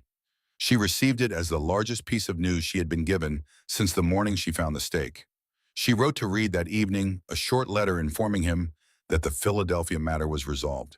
She wrote to Owen separately because Owen would want the news expressed differently than Reed would, and she had learned over 11 weeks to give each of the brothers the kind of communication he was actually able to receive. She did not write to Garrett that evening. She had written to him once since leaving for Helena, a letter about the preliminary document filings that was practical and informative and contained nothing that either of them would have been unable to read aloud in front of anyone. He had written back once a letter about the north pasture fence repair and the first real snow on the upper slopes, containing a sentence near the end that said the working room was as she left it and the instruments were undisturbed. She had read that sentence several times before placing the letter in the trunk with the journals. The formal inquiry took 11 days in Helena. The outcome was not a resolution so much as a beginning. Coe was charged under federal statutes relating to fraudulent land filings and interference with survey records. Vane's cooperation produced a detailed account of the filing mechanism that covered all 7 properties. The Territorial Land Office was directed to initiate a review process for all properties where adjusted boundary descriptions had been filed through Vane's office, which would restore the original boundaries over the coming months, as each case was individually processed. Benjamin Ashworth's name appeared in the final inquiry document as the source of the initial report that had begun the federal examination of Northern Pacific Railroad land acquisition practices in the Montana Territory. The document was a federal record and would remain one.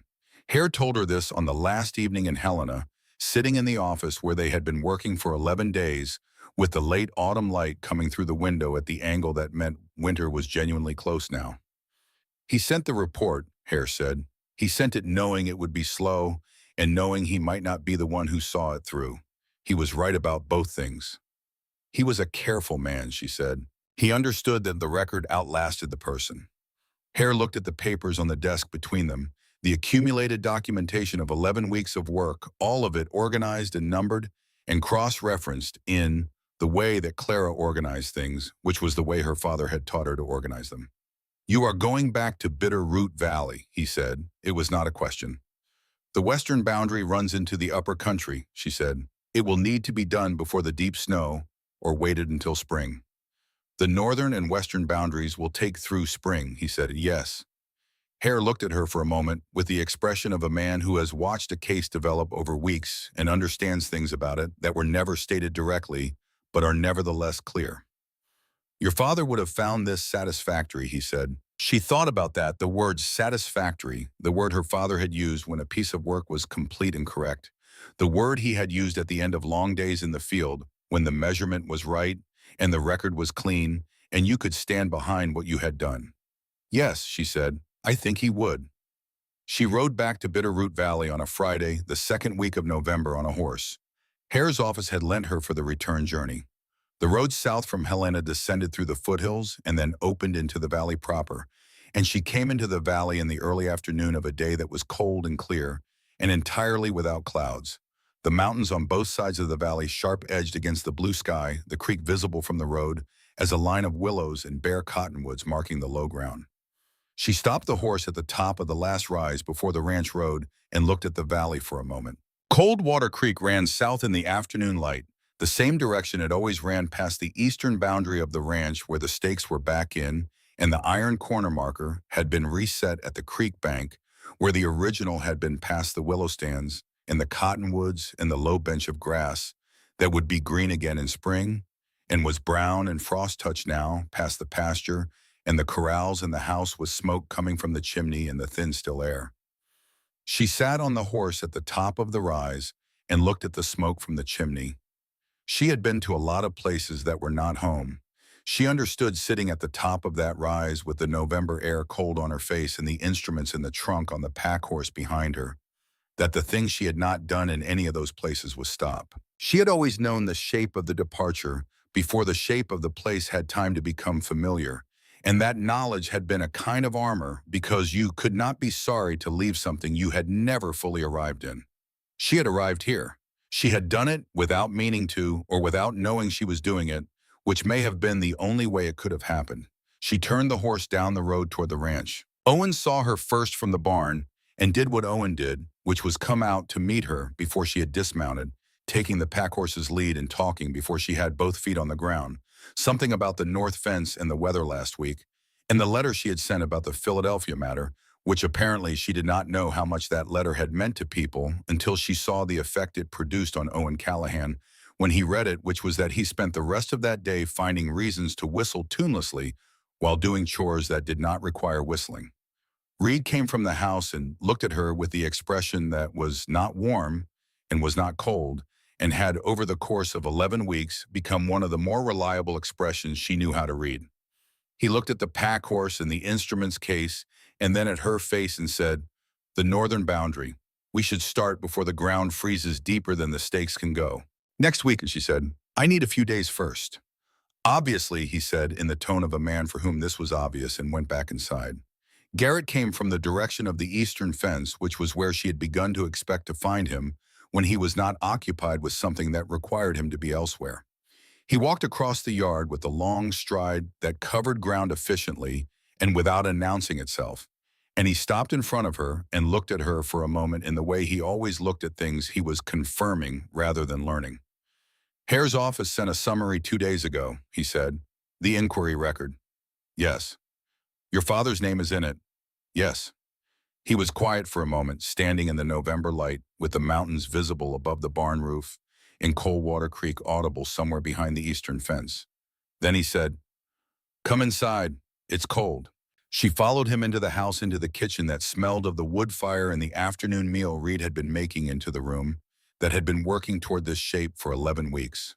The table and the chairs and the instruments against the wall, and the documents organized in the wooden box on the shelf beside the window, and the stove putting heat into the room against the November cold outside. She sat down at the table. Garrett poured 2 cups of coffee and set one in front of her and sat across from her, and the house settled into its afternoon quiet around them, and outside the window, the valley light was moving toward evening, the way it always did in November, early and golden, and then quickly gone. In the spring, she would document the western boundary. The upper country sections would require full days and difficult terrain, and the measurements would be slow in the places where the reference points were hard to reach. It would take longer than the eastern boundary work had taken, which had felt long enough. She was not in a hurry. She picked up the coffee cup.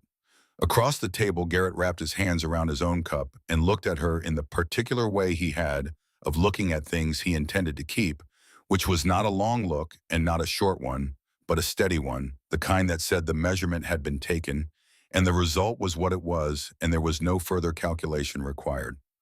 Outside, Coldwater Creek ran south in the evening light, past the boundary markers set in the ground, where the 1866 survey had placed them, past the bench of brown winter grass that would be green in April, past the cottonwoods bare above the water, through the valley that held its history in its ground, the way all ground holds what is driven into it, patient, impermanent, and indifferent to the seasons that passed above it.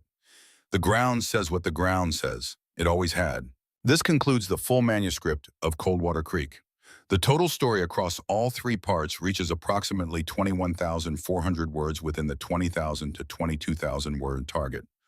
All major plot elements from the outline have been incorporated: the false survey documentation, Clara's surveying expertise, the nighttime disturbance at the stake, the Philadelphia complaint and its resolution, Hare's independent investigation, Vane's public confession, Cole's arrest, Benjamin Ashworth's federal record being confirmed, and the closing scenes establishing Clara's decision to remain at the ranch.